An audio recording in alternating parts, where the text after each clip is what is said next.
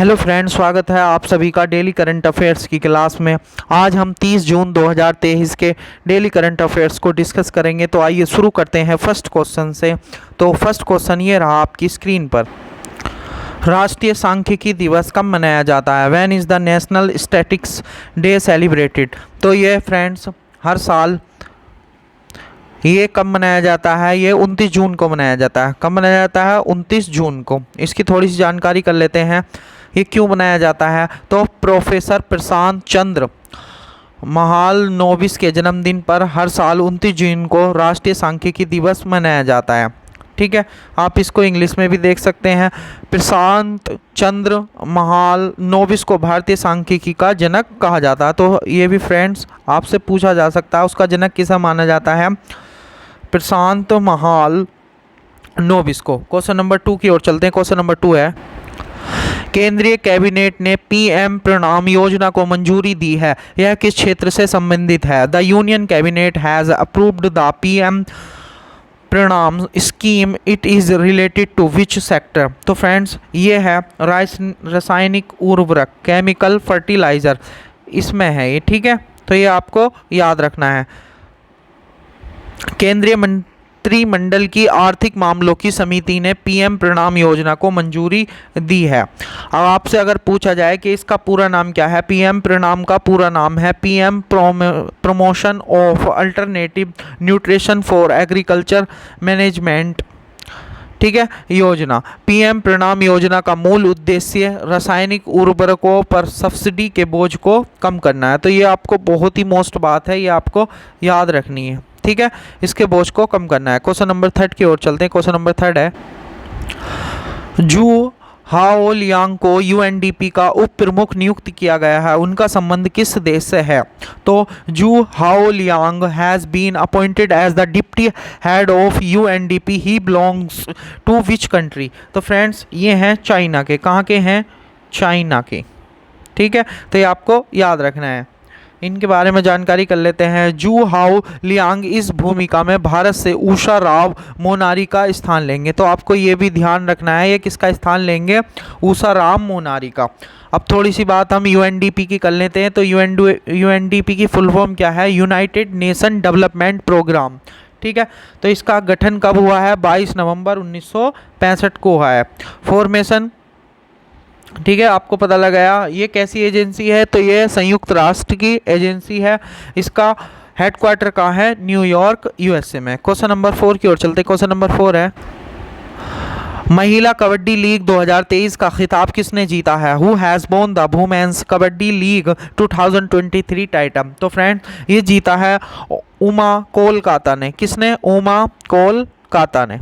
ठीक है, तो पहला महिला कबड्डी लीग कब खेला गया? 2023 का खिताब उमा कोलकाता ने जीता है। फाइनल मुकाबला पंजाब पैंथर्स और उमा कोलकाता के बीच में हुआ था। सभी मैच, अगर आपसे पूछा जाए कि ये सभी मैच कब वहाँ आयोजित किए गए थे, तो ये सभी मैच दुबई के शबाब अल अहली, ये आपको याद रखना है, शबाब अल अहली स्पोर्ट्स क्लब में आयोजित किए गए। ठीक है, क्वेश्चन नंबर नेक्स्ट, गुजरात सरकार ने सेमीकंडक्टर असेंबली और परीक्षण सुविधा के लिए किसके साथ समझौता किया है? ठीक है, तो ये किया है फ्रेंड्स माइक्रोन टेक्नोलॉजी से। किससे? Micron technology. अब इसके बारे में जानकारी कर लेते हैं, ये क्या है? तो गुजरात सरकार ने अहमदाबाद में सेमीकंडक्टर असेंबली और परीक्षण सुविधा के लिए माइक्रोन टेक्नोलॉजी के साथ समझौते पर हस्ताक्षर किए हैं।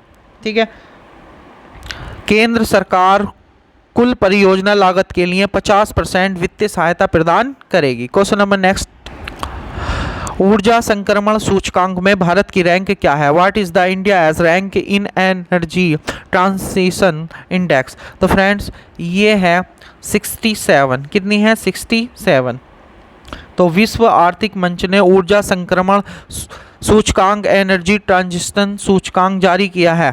तो आपसे पूछा जा रहा है किसने जारी किया है? विश्व आर्थिक मंच ने। तो ये बहुत ही मोस्ट बात है, आपको ध्यान में रखनी है, जारी किया है। तो इसमें भारत की कितनी रैंक मिली है? 67। ऊर्जा संक्रमण सूचकांक 2023 में अगर आपसे पूछा जाए कि फर्स्ट स्थान पर कौन रहा है, तो स्वीडन रहा है। कौन रहा है? स्वीडन। और इसमें कौन कौन है?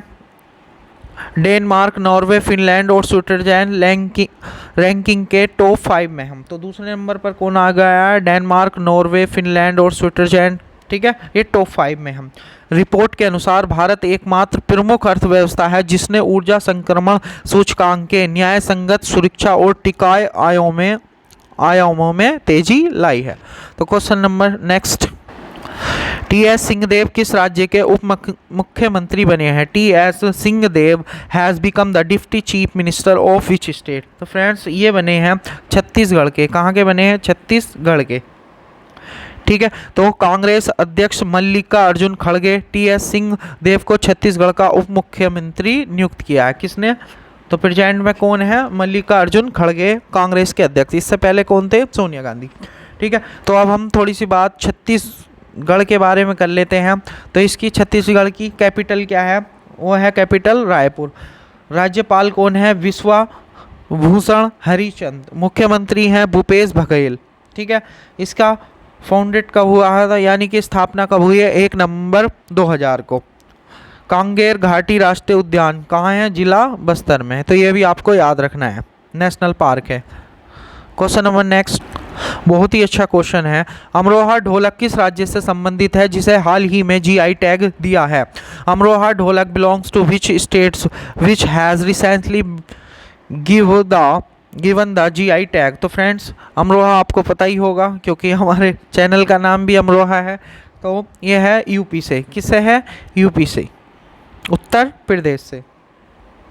तो भौगोलिक संकेत रजिस्ट्री ने उत्तर प्रदेश के 7 उत्पादों को टैग दिए हैं, जीआई टैग दिए हैं।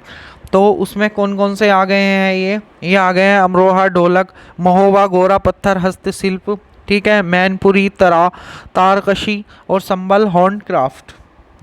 और इसमें है बागपत होम फर्निशिंग। ठीक है, तो ये भी आपको याद रखना, बहुत ही मोस्ट क्वेश्चन है। क्वेश्चन नंबर 9 की ओर चलते हैं। क्वेश्चन नंबर 9 है, 17वीं भारतीय सहकारी कांग्रेस का आयोजन कहाँ किया जाएगा? Where will the 17th Indian cooperative congress be held? तो फ्रेंड्स ये किया जाएगा न्यू दिल्ली में। किस में किया जाएगा? न्यू दिल्ली में।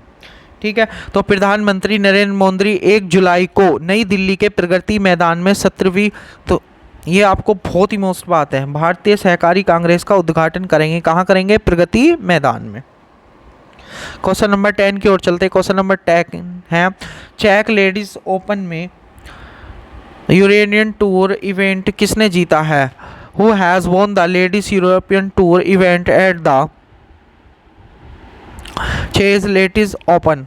तो फ्रेंड्स ये जीता है दीक्षा डागर ने। किसने? दीक्षा डागर ने। तो गोल्फर दीक्षा डागर ने रॉयल बोरान गोल्फ क्लब में चेक लेडीज ओपन में अपना दूसरा लेडीज यूरोपियन टूर खिताब हासिल किया है। तो फ्रेंड्स कैसा लगा आपको सेशन? अगर ठीक लगा हो तो कृपया इसे लाइक कर दें, शेयर कर दें अपने दोस्तों को, ज़्यादा से ज़्यादा शेयर करें। तो फ्रेंड्स रोज़ाना आपके लिए प्रोवाइड किए हैं हम ये। ठीक है, तो मिलते हैं कल को। Thank you.